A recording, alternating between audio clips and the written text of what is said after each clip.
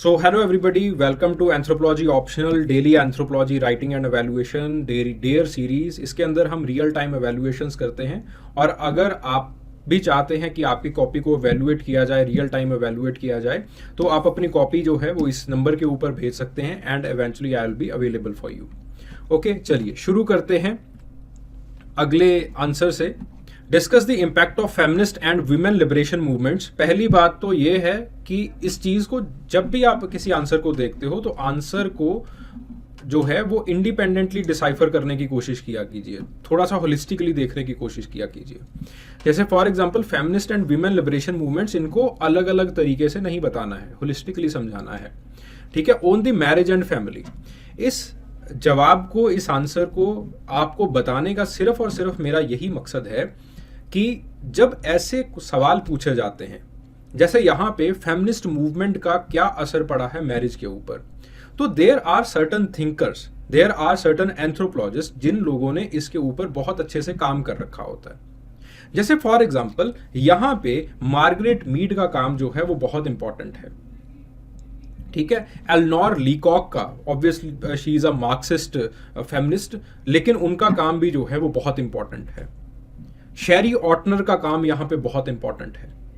ठीक है, तो इन तीन लोगों को अगर हम कोट नहीं करते हैं, इन तीन लोगों को अगर लिखा नहीं जाता है, देन आपका आंसर जो है वो अधूरा रह जाएगा।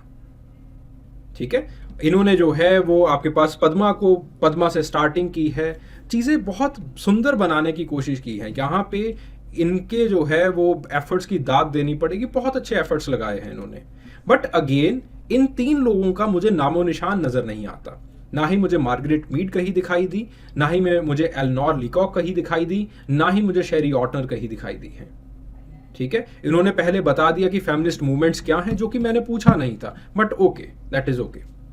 ठीक है, फिर उसके बाद इम्पैक्ट ऑन फैमिली बताया। ठीक है, स्ट्रक्चर चेंज हुआ है, इम्पैक्ट ऑन चिल्ड्रन बताया, विमेन हरसेल्फ बताया, इम्पैक्ट ऑन फैमिली मैरिज बताया गया कि कॉन्जुगल सिमेट्रिकल रिलेशनशिप जो है वो आपके पास आ रहे हैं, एक्सेट्रा एक्सेट्रा। वीना दास का रेफरेंस दिया गया।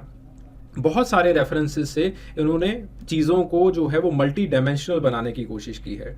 बट जो एक क्लासिकल फिगर्स हैं वो अगर हमें दिखाई नहीं देती आंसर के अंदर, तो आपका आंसर आधा अधूरा रह जाता है। ठीक है, तो आपके पास जो है इस तरह से चीजों को आपको जो है वो एक बार देखना पड़ेगा। ठीक है, तो अगर आप भी चाहते हैं दैट आपसे जो है वो कुछ मैं आपको जो है वो सहायता करूं आपकी इस जर्नी के अंदर, तो आप मुझे इस नंबर के ऊपर कॉल कर सकते हैं and then I will be available for you. चलिए, थैंक यू वेरी मच।